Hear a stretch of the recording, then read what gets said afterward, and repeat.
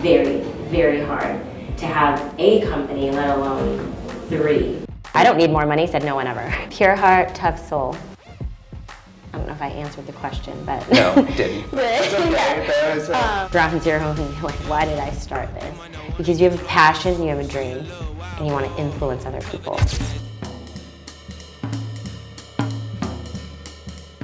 Angie Lopez is a creative entrepreneur in Nashville. She talks about how her background in the music business gave her the strengths to start 3 successful companies. We discuss the overlap of creativity and business, and how her passion for helping other people actually makes her more successful, since, as she puts it, people will give up if they are only thinking about themselves. Subscribe to our channel and enjoy the episode. You would call yourself creative. Yes, 100%, through and through. How does that work? I was in music for a number of years, probably 2 decades. I still love music, I still sing. But was in a few girl groups, recorded some records, was in the recording studio a lot. In fact, slept in the recording studio many nights while recording songs. And then was in a band for 5.5 years, worked at BMI here in Nashville when I moved here for a 1.5 years. And just have always had this creative brain full of ideas. I mean, since I was a kid, I loved art. I loved drawing things all the time, writing poems, and those poems eventually turned into songs. That's how like the songwriting stuff started. So when I left music, I had to find another creative outlet, and that was my businesses. So wedding and corporate event design and planning, a bachelorette company, and then now our event space that we have in Germantown. So, inveterate entrepreneur, multiple brands under your name, and musical background, and sort of a creative impulse that you keep, it seems like, trying to plug into different outlets. Yes, definitely. And I actually didn't know, somebody said, you know, when you let go of everything and just kind of like let your purpose become what it is, that is what I did when I left BMI. I had this conversation with an executive director, and he said, Angie, what do you want to do? What's the end game?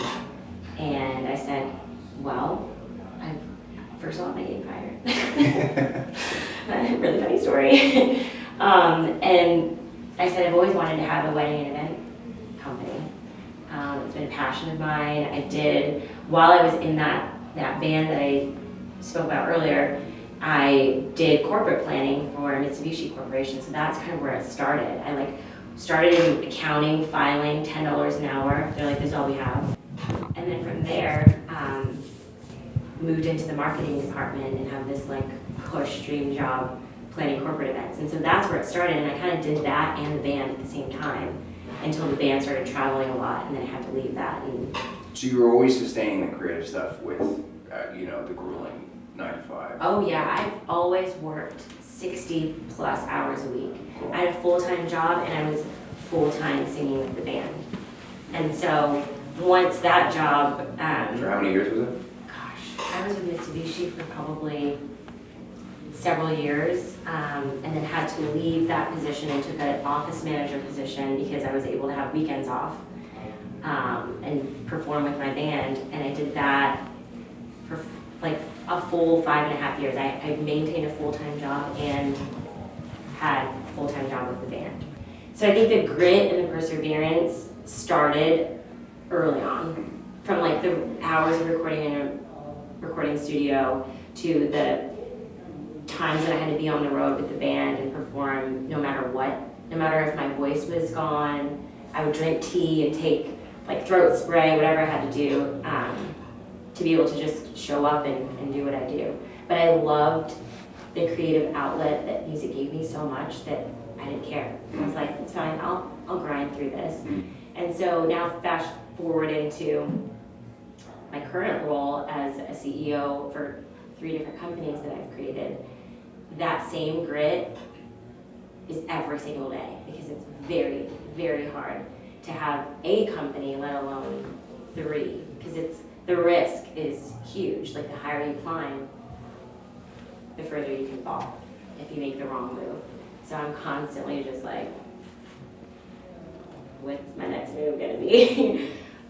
There's more at stake. Yeah, there's more at stake, yeah. What does it take to have a successful business?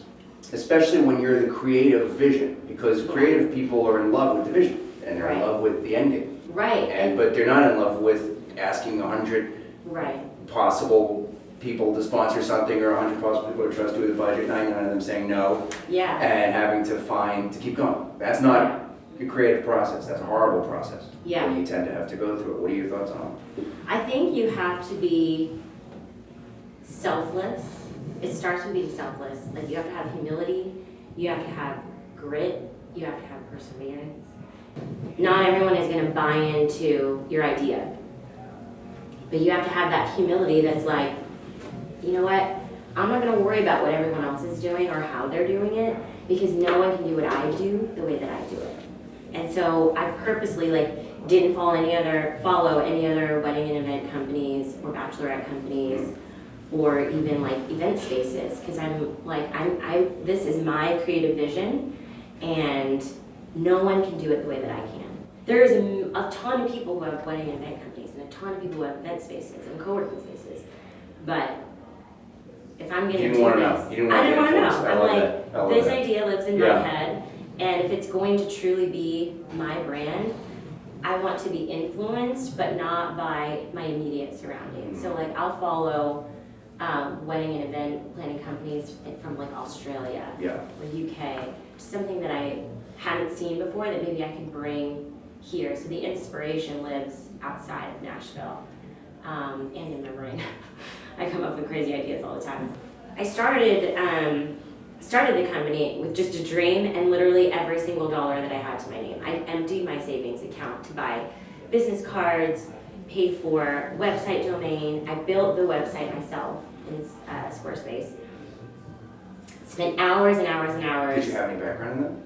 Not building a website, but website content, marketing content. Yeah. I had done it for previous positions in previous companies in the past. So, and I thought, I've done it for other companies, I can do it for myself. So I just started drafting marketing content. I worked on it, I think, for 3-4 weeks maybe, until I was like, okay, it's perfect now. Yeah. And that was the first company. And then literally drew the logo on a piece of paper. Wow. And you have some people who say, look, I have a great idea, but I don't know anything about websites, I don't know anything about design, I don't know anything about copywriting. yeah. And What'd you do? You just taught yourself? yeah, I mean, you go to school for business administration and they don't teach you about real life. No. Right? So true. They don't teach you about real life. Yeah. The best thing that I learned was supply and demand in Right. economics. Yeah. I use it every day in my business. But through that, came up with the website, the idea of this business, bought some books, read some books Yeah. about how to run an event planning company, bought another book about how to run a business in the state of Tennessee, and then just said, all right, here I go. That's awesome. Hopefully people dig it. Yeah. And then reached out to as many friends as I could. I bought, I think, 500 business cards, and I said, I'm not going to stop until every single business card is gone. I'm going to give it to 500 people, and hopefully those 500 people will send me business at some point. Yeah, 4 months of that, and then I was like, okay, cool. We need another strategy. And so reached out to all my friends and said, hey, if you have any parties coming up that I could pro bono just to get my name out there. And one of my friends, who's actually a film director, his name is Kyle Sailors. I know. He reached out to me and he said, hey, Ange, I'm gonna do this big party out at Johnny Cash's farm. Yeah. Do you want to do it with This me? is the networking thing. Yeah. Yeah, it was a pivotal moment in the building of my business because he said, yeah, I'm gonna do this event. It was 1,000 people, 20 different music acts, labeled panel discussions over here, a map to go from here to here to here to here, and I kept thinking to myself, God, how am I gonna get these people to remember what my company is? And it's, by the way, this is pro bono, so I'm like, I am already a terrible business owner. I'm doing so much work and I'm not getting paid for anything. And so I bought these little flashlights with my logo on them so people could see the map. And I was like, and they were keychains, so I was like, maybe somebody will put it on their keychain and remember.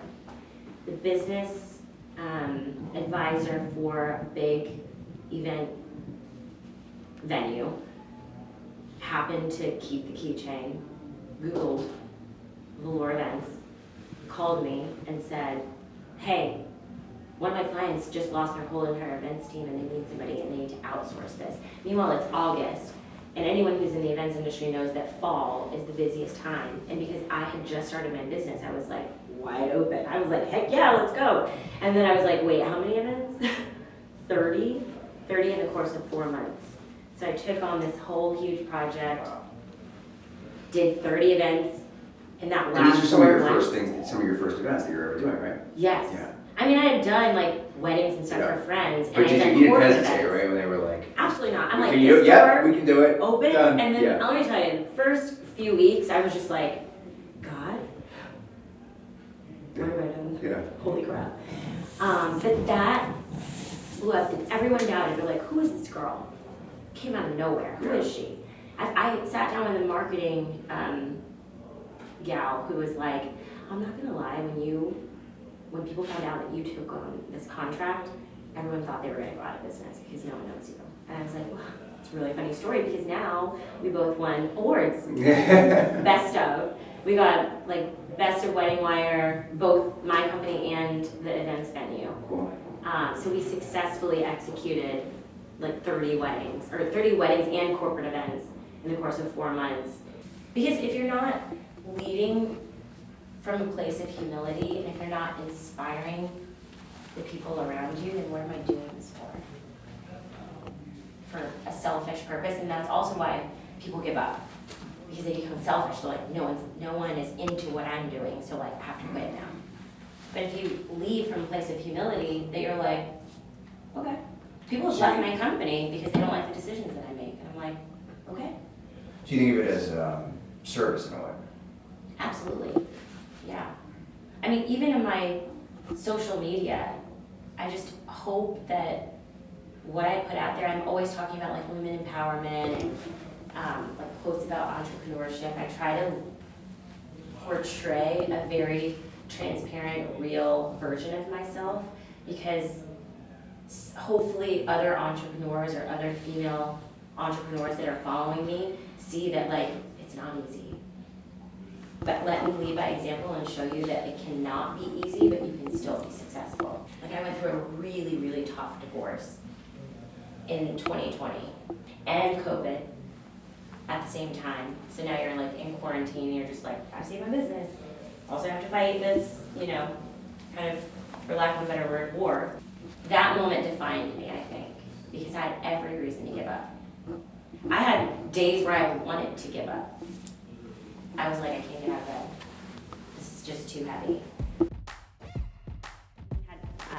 Somebody say to me, my business partner for our event space, he said, Angie, you have such a great team, and that speaks volumes of who you are as a leader. How important is it to make people who work with you comfortable enough to tell you the truth? I don't think it's very hard because I have an open door policy, and I talk to them. We have a weekly team huddle. No, I didn't say how hard is it, how important is it? Important? Yeah. Oh, incredibly important. Because I want them to feel like I've worked for great bosses and not so great bosses. And I've learned a lot from those experiences. And I want to lead from a place where people feel like they can come to me and communicate openly about anything. About life, about where they see themselves in the company, where they see themselves in their professional career. I want people to feel like they can come to me, and I want to be able to like instill into them something. I tell every person who comes into my company, I'm like, I hope you stay forever.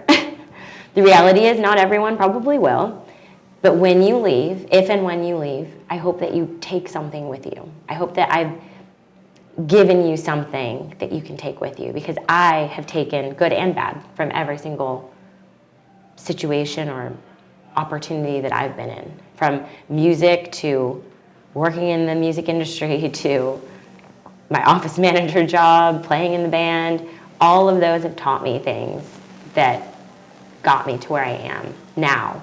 And that experience I want to share with people on my team or anyone. I love to speak at like women's conferences because I'm like, hey, I'm not perfect, I don't know everything, but I can tell you that to own a business, you have to have grit, perseverance, and humility. Tough Soul, what was it? Tough Soul. No, you had them together. Tough Heart, Pure Soul, or vice versa? Pure Heart, Tough Soul. Tough Soul. Okay, got it. Pure Heart, Tough Soul.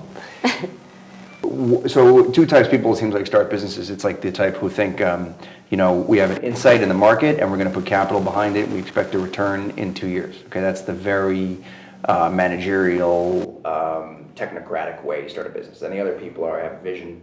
I want to make something come to life. And I don't know how I'm going to do it, but we're going to figure it out. Yeah. Okay.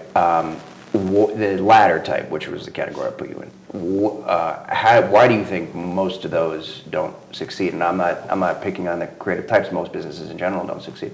Yeah. So why do you think most of the people in that camp tend to just throw in the towel?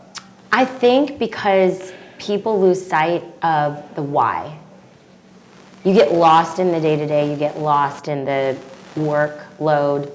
I even get lost sometimes, and I have to come back down to ground zero and be like, why did I start this? Because you have a passion and you have a dream, and you want to influence other people in some capacity, inspire other people. And I feel like some people lose sight of that. They lose sight of the why, and they just start, because you get this, people who are successful, or maybe just for a short term successful, they start to climb the ladder, and then they're like, oh, I'm big shit now. And then they lose sight of why they started. And I always try to, this is where the humility comes in, I always try to keep myself humble and remember, okay, why did you start this? I started this because I love being creative, I love designing spaces, I love building a team. That was my dream, I wanted to build a team. But I love being creative, so it's fun to do it. Sometimes I'm like, how am I gonna do all these things? But that's where the team comes in. I've learned to delegate where I need to and when I need to so that I can have the capacity to do that, which is why I'm building this so that I have the capacity later to go pick that back up and build it. Do you know Derek Sivers? Can't pronounce his name. He was he owned a music business. He was a musician and he owned a music business. It was like early 90s music business, like some CD innovation company, I don't know. Really? But he wrote a great little book called I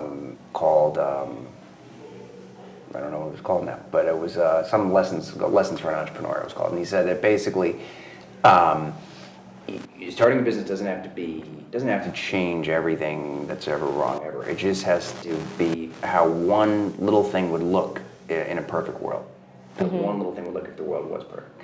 And it seems like that is very uniquely suited to the event space, but also to some of the things you're doing. Because when you're designing these experiences, it seems like you're trying to say, look, if reality was a total dream, what would happen for a night or a weekend? Yeah. Is that fair? Yes. What you want to tell us a little about what goes into that? The creating of and designing events? Oh my gosh, yes, I would love to. It is probably my favorite thing. It's my favorite part of what I do. I mean, yes, I'm a creative, but that moment is really special. I love when we go back into wedding and event season, or when a client comes to me and, like, I'm working with a client in New York and she's like, I don't have the vision. Like, here's what I like this, I like this, I like that. Make my dreams come true. I love those words. Tell me all your dreams about your flowers, you're this, you're that. Like, what elements do you want? And I always tell clients, like, make it about you, because this is not just a party, it's your union of two people coming together for life, hopefully. Right, on the dream side of things. Yeah. But that's my favorite part. And then showing up on event day after creating and brainstorming all of those creative ideas, showing up on event day to make it all come together is awesome. That's like my favorite part, the hands-on part of just like throwing the linen and watching all of the dreams and the whole vision just come together once like it's complete. And they're like, yes, I can't wait. And when they come in, some cry, some scream. They could just screech out like, oh my God. And that for me is just, it's a beautiful moment because I've affected their life. They're never gonna forget that moment that they walked into their event space and had that, saw their dreams come true. It's funny to think about Life. creative people just deciding like well, we're going to give other people great experiences as that's the creative gift. And you said a bunch of times you said the word selfless. Yeah. And so that is an element of that creative endeavor. It's like you're going to use this gift to give someone else a great evening and maybe the best one of their lives. Yeah. Yeah. Yeah. I honestly thought I was going to do music forever and ever, Really? amen. Would you ever go back? I mean, I still sing Yeah. for fun, but I don't think so. I honestly love what I'm doing. It's almost like I had to let that go to rediscover this other purpose. I held on to it for so long. I was like, nope, I don't want to put it down. And then when I finally let it go, this moment happened where I really truly feel like I'm living my purpose. So that's interesting. So swapping out a creative dream for another one, that's a tough thing to do. People think of themselves a certain way, Yeah. and a lot of times they've thought of themselves that way since they Yeah. were 7 or 8 or 9 years old. Yeah. And then they get to real life, and it's very painful. And people who have power and money say no to you for years. Yeah. And then you've got to figure out, well, what am I going to do? Should I just go work at a bank, or Yeah. should I try to do something here that uses some of those gifts? Yeah. And that transformation is critical. If you don't go through that transformation, Yeah. you just go to the cubicle and that's it. You know, Yeah. you just- It's almost like you have to so- die to self. Okay, so let's get into that. Go You have ahead. to like What do you got on die that? to self, because you could go through your whole life thinking like, this is what I'm gonna do. Yeah. But yeah. sometimes life Biblical has, term, yeah? yeah, sometimes okay. life throws you curveballs and it takes you in a different direction. I do walk by faith Yeah. every day in my company. When things get heavy, I'm just like, Yeah. living my purpose, I think. But once I put it down and just kind of like let it be what it was going to be, I was redirected into this other creative outlet that I had thought of but didn't, I don't think, truly believe that I could do, or maybe I just wasn't putting the effort towards it. So when I stopped putting effort towards music and shifted and kind of let go, this idea landed in my brain, and I was like, okay. And then as I was creating the website, I was like, I don't even know where this stuff is coming from, but it's like really good. And I just had all of these. I started to like, my creative energy just started going crazy. And the website that I created all those 5 years ago is still the website that we have today. I've updated a few things, but it's still the same website. Maybe one day we'll upgrade, but I'm like kind of attached to it, you know? I'm like, this was the OG website that I made like way back when.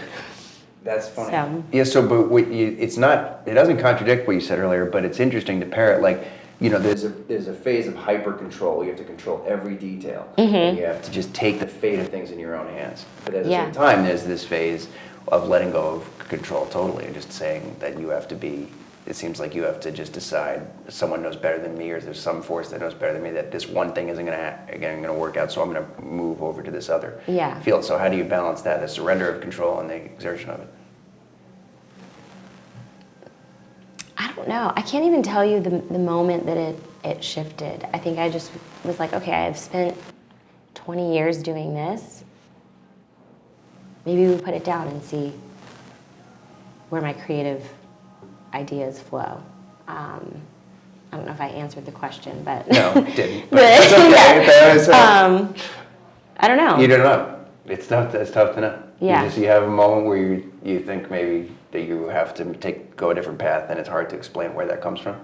You just have to surrender and let it be what it's going to be.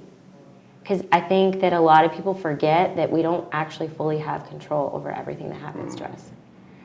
And once you understand that, because business is an ebb and flow constantly. It's like up and then down and up and down and up and down, all business, no matter what you're doing. You could be selling plastic cups. It's ebb and flow.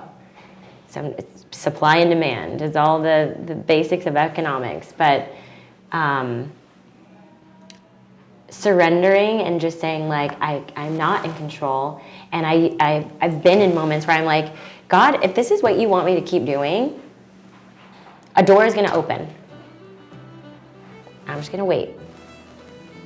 And when you surrender that way, it's like a door, every single time a door opens. I don't know how or why or where it comes from, but a door always opens.